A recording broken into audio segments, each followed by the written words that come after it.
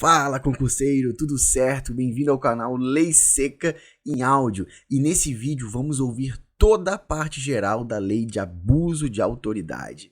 E ao final teremos questões comentadas, então fica até o final do vídeo porque questões comentadas de concursos também vai rolar nesse vídeo aqui. Então se você quiser depois uma parte só de crimes em espécie, já vai deixando o seu like e no comentário aqui também dizendo assim, eu quero a parte 2, eu quero crimes em espécie, que eu também vou trazer para vocês aqui. Beleza, gente? Então a primeira coisa que eu queria falar com vocês são algumas observações iniciais em relação à lei de abuso de autoridade. Primeira coisa, não há crime culposo previsto nessa lei. A segunda observação que eu queria trazer para vocês é a seguinte, não há pena de reclusão nos crimes em espécie da lei de abuso de autoridade. A terceira coisa é que todos os preceitos secundários, ou seja, a pena cominada, possuem detenção e multa. A quarta observação é a seguinte, nem todos os crimes são infrações de menor potencial ofensivo. E a quinta observação é a seguinte, as ações são públicas incondicionadas. Essas são observações iniciais que eu considero importantes, que você tem que saber em relação à parte geral e especial da lei de abuso de autoridade. Então vamos lá. Capítulo 1, Disposições Gerais, artigo 1º. Esta lei define os crimes de abuso de autoridade cometidos por agente público, servidor ou não, que no exercício de suas funções ou a pretexto de exercê-las, abuse do poder que lhe tenha sido atribuído. Parágrafo 1º. As condutas descritas nesta lei constituem crime de abuso de autoridade quando praticadas pelo agente com a finalidade específica de prejudicar outrem ou beneficiar a si mesmo ou a terceiro, ou ainda por mero capricho ou satisfação pessoal. Parágrafo 2º. A divergência na interpretação de lei ou na avaliação de fatos e provas não configura abuso de autoridade. Capítulo 2, dos sujeitos do crime. Artigo 2º. É sujeito ativo do crime de abuso de autoridade qualquer agente público, servidor ou não, da administração direta, indireta ou fundacional de qualquer dos poderes da União, dos Estados, do Distrito Federal, dos municípios e do território, compreendendo, mas não se limitando a 1. Servidores públicos e militares ou pessoas a ele equiparadas. 2. Membros do Poder Legislativo. Inciso 3º, membros do Poder Executivo. Inciso 4º, membros do Poder Judiciário. Inciso 5º, membros do Ministério Público. Inciso 6º, membros dos Tribunais ou Conselhos de Contas. Parágrafo único. Reputa-se agente público para os efeitos desta lei todo aquele que exerce, ainda que transitoriamente ou sem remuneração, por eleição, nomeação, designação, contratação ou qualquer outra forma de investidura ou vínculo, mandato, cargo, emprego ou função em órgão ou entidade abrangidos pelo caput deste artigo. Capítulo 3º da ação penal.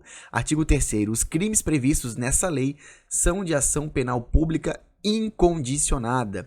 Parágrafo 1º. Será admitida ação privada se a ação penal pública não for intentada no prazo legal, cabendo ao Ministério Público aditar a queixa, repudiá-la e oferecer denúncia substitutiva, intervir em todos os termos do processo, fornecer elementos de prova, interpor recurso e, a todo tempo, no caso de negligência do querelante, retomar a ação como parte principal. Parágrafo 2º. A ação privada subsidiária será exercida no prazo de 6 meses, contado da data em que se esgotar o prazo para oferecimento da denúncia. Capítulo 4º dos efeitos da condenação e das penas restritivas de direito. Seção 1 dos efeitos da condenação. Artigo 4º.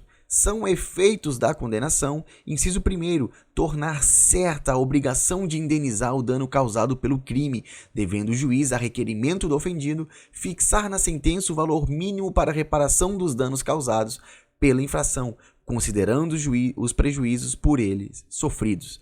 Inciso 2º, a inabilitação para o exercício de cargo, mandato ou função pública pelo período de 1 ano a 5 anos. Inciso 3º, a perda do cargo, do mandato ou da função pública. Parágrafo único. Os efeitos previstos no inciso 2º e 3º do caput desse artigo são condicionados à ocorrência de reincidência em crime de abuso de autoridade e não são automáticos, devendo ser declarados motivadamente na sentença. Seção 2 das penas restritivas de direitos. Artigo 5º. As penas restritivas de direitos substitutivas das privativas de liberdade previstas nesta lei são: inciso 1º, prestação de serviços à comunidade ou a entidades públicas. Inciso 2º, suspensão do exercício do cargo, da função ou do mandato pelo prazo de 1 a 6 meses, com a perda dos vencimentos e das vantagens.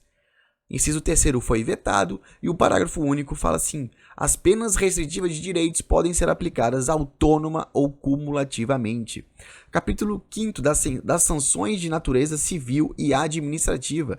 Artigo 6º. As penas previstas nessa lei serão aplicadas independentemente das sanções de natureza civil ou administrativa cabíveis.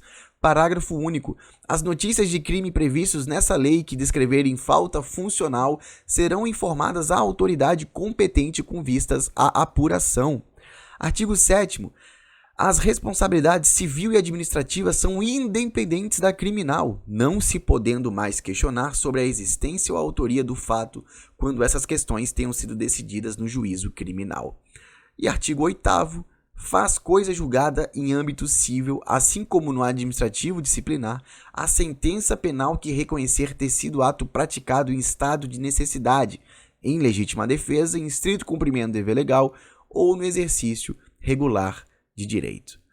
Gente, essa foi a parte geral da Lei de Crime de Autoridades. Você quer uma parte só dos crimes em espécie? Então deixa aqui seu like e também um comentário pedindo que eu vou trazer para vocês. Agora vamos às questões da Lei de Abuso de Autoridade. Primeira questão. A Lei de Abuso de Autoridade, ao criminalizar novas condutas eventualmente praticadas pelos sujeitos ativos previstos em lei, tutela mais de um bem jurídico, pois se tratam de crimes pluriofensivos. A questão quer saber se a Lei de Abuso de Autoridades tutela ou não mais de um bem jurídico. E aqui está a resposta. Ó. A Lei de Abuso de Autoridade, de fato, tutela sim mais de um bem jurídico.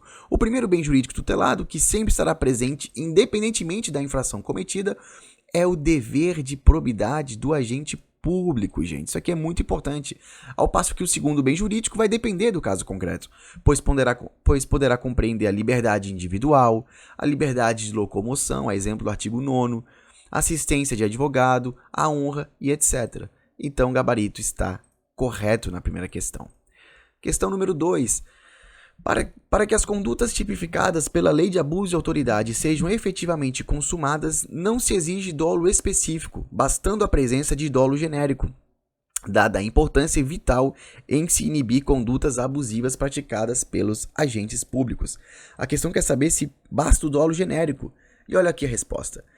Existe elemento subjetivo especial nos crimes de abuso de autoridade, não bastando o mero dolo genérico. Ou seja, há um especial fim de agir. Olha o que diz o parágrafo 1º aqui. Ó. As condutas descritas nessa lei constituem crime de abuso de autoridade quando praticadas pelo agente com a finalidade específica de prejudicar outrem ou beneficiar a si mesmo ou a terceiro, ou ainda por mero capricho ou satisfação pessoal. Então a questão está errada. Questão 3. Excepcionalmente, admite-se a punição de certos crimes na Lei de Abuso de Autoridade a título de culpa. E a gente já viu essa questão aqui nas observações iniciais, a gente sabe que não existe modalidade culposa. Olha só, como se sabe, para haver punição de determinada de culpa, de determinado crime, né, em sua modalidade culposa, é imprescindível que haja previsão expressa. A exemplo dos crimes de homicídio e lesão corporal.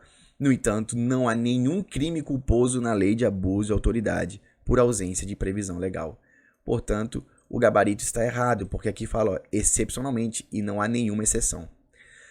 Quinta questão. Os crimes tipificados na nova Lei de Abuso de Autoridade são de dupla subjetividade passiva. Questão boa, olha só. Os crimes de abuso de autoridade são crimes, sim, de dupla subjetividade passiva. Em outras palavras, tanto o Estado quanto a pessoa física ou jurídica, exemplo do artigo 36 da Lei de Abuso de Autoridade, podem ser atingidos, ou seja, podem ser vítimas do crime.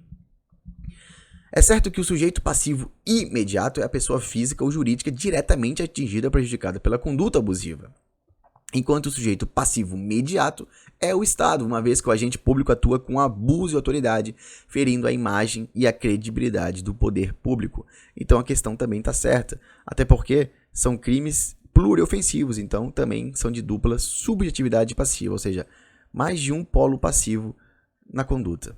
Tudo bem, gente? Essa foi a Lei de Abuso de Autoridade, parte geral. Gostou do vídeo? Então deixa um like, se inscreva no canal e deixa um comentário aqui pedindo quais leis secas em áudio com questões comentadas você quer que eu traga no canal. Vai ser uma honra ajudar todos vocês. Conto com o seu apoio, com sua força e com a sua divulgação da Lei Seca em Áudio aqui no YouTube para mais amigos concurseiros.